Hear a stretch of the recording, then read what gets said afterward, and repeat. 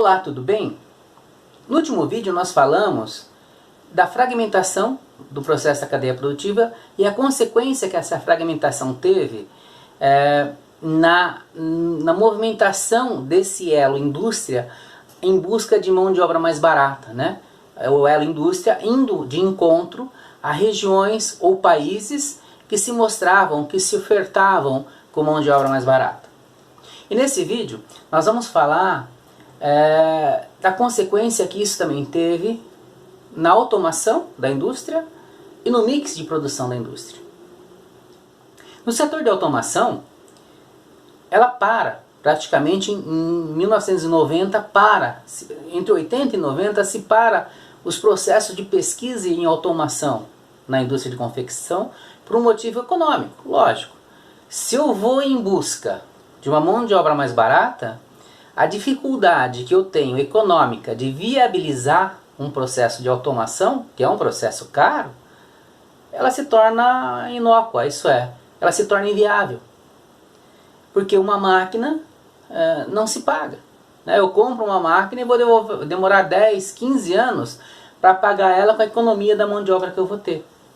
Então o que acontece nos anos 80, 90 é a paralisação da automação na indústria do vestuário.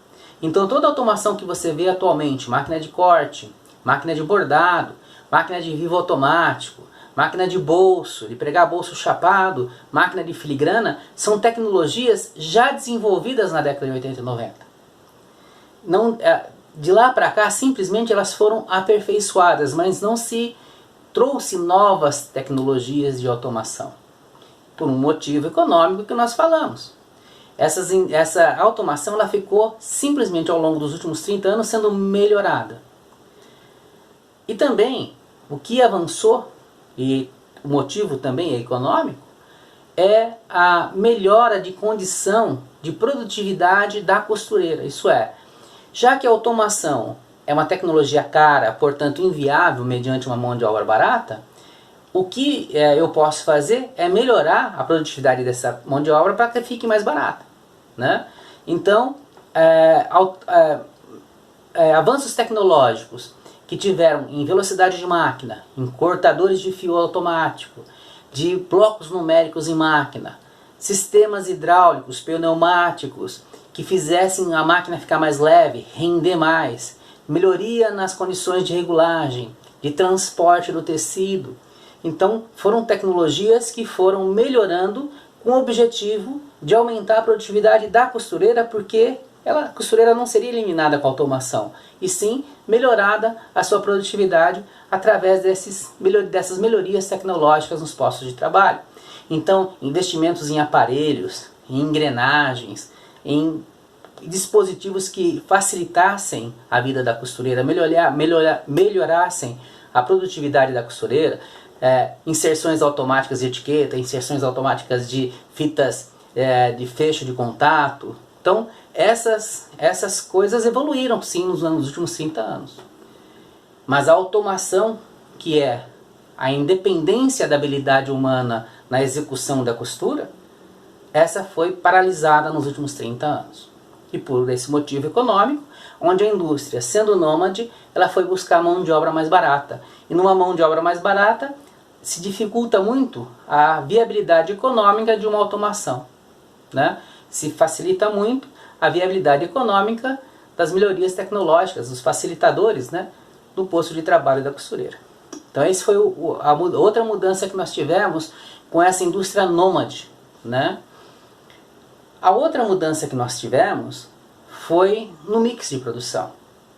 Porque veja, quando nós nos organizávamos em mão de obra cara, com mão de obra de trabalho, onde a hora era cara, então você tinha um americano, um europeu trabalhando na indústria de confecção, o que acontecia? Eu precisava de rendimento, eu precisava de produtividade dessa mão de obra. E produtividade eu obtinha de duas maneiras, investindo em tecnologia, e foi parado em 90, né, por causa disso, se investindo em tecnologia e investindo em volume, em produção em escala. Porque tendo escala, eu consigo ter melhor eficiência da mão de obra, porque a eficiência vem de reproduzir muitas vezes o mesmo movimento, a mesma operação, E vem também da automação. Eu consigo automatizar muito mais fácil e viabilizar economicamente uma automação por conta da mão de obra e por conta de um produto que não muda, né? Então, eu tenho as duas condições perfeitas para se automatizar. Então, naquele momento, onde eu tinha os polos produtivos em regiões de mão de obra extremamente cara, eu tinha altos volumes de produção para possibilitar uma automação e possibilitar um melhor rendimento, uma melhor eficiência, uma melhor produtividade da mão de obra. Desde então, o que acontece é que os lotes de produção começam a ser reduzidos. Porque com a indústria nômade em busca de mão de obra mais barata, a condição de escala de produção e de automação, ela se torna inviável, ela se torna irrelevante. Porque a mão de obra é barata. Então eu não consigo mais viabilizar a automação e a perda que eu tenho por baixa eficiência de fazer produtos diferentes, né?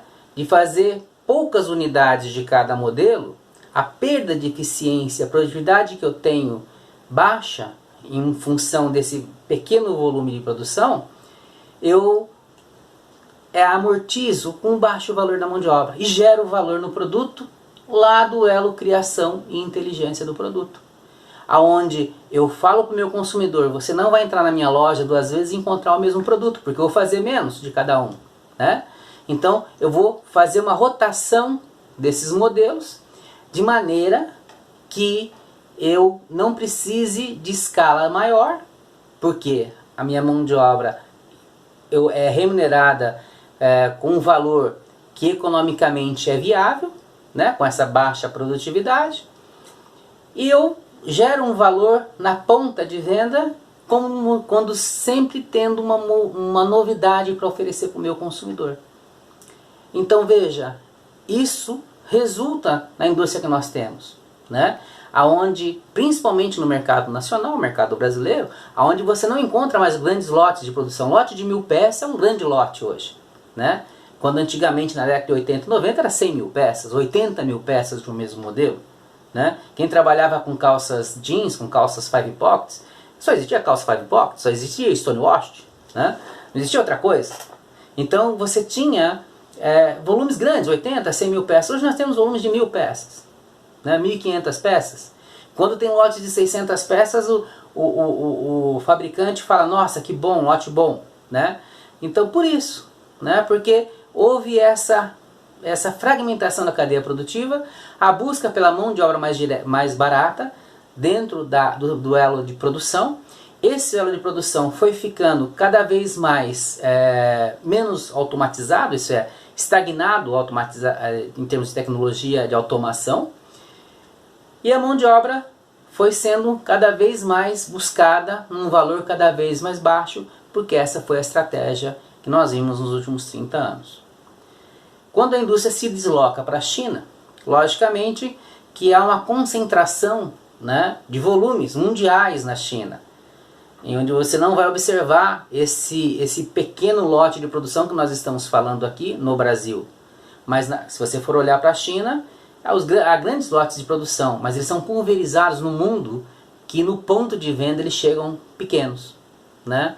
Essa foi a estratégia também, se concentrar a produção na China, se concentrar a produção em países de mão de obra barata na região asiática. Note que nesse momento a indústria está se movimentando novamente, né? Mas a lógica dessa cadeia parece não mudar nos próximos 10 anos, né? Parece continuar nos próximos 10 anos. Eu particularmente acredito que nos próximos 40 anos ela não muda, porque nós temos ainda a África como um continente a ser visitado por essa nossa indústria nômade. Então veja que como os meios de produção se organizam, né, é como a sociedade corresponde. Então, na fragmentação da nossa cadeia produtiva, deixando a indústria como um elo nômade, o valor sendo retido na criação e no desenvolvimento de produto, o elo de produção ele tem a automação paralisada, né? O processo de automação paralisado, e se busca a produtividade e a mão de obra mais barata, gerando valor no mix cada vez menor de volume, né, e cada vez maior de itens de produção. É esse mercado que nós temos como resultado desses últimos 30 anos de reorganização da cadeia produtiva do vestuário, que está se movimentando, né, dentro dos próximos anos, para não mudar, mas dar alguma adequação, mas eu não creio numa mudança muito profunda nos próximos 30 anos, pelo menos no Brasil. Até o próximo vídeo, onde nós vamos entrar na cadeia produtiva do vestuário, propriamente dentro da fábrica, da produção, ver essa fragmentação da produção, que também ocorreu, né? Hoje em dia o processo produtivo também foi fragmentado. Você tem empresas de corte, empresas de bordado, empresas de costura, empresas de partes do processo de costura. Então nós vamos ver tudo isso, vamos indo paulatinamente, vídeo a vídeo, se aprofundando e penetrando em cada ponto, em cada detalhe dessa cadeia produtiva. Um abraço e até o próximo vídeo.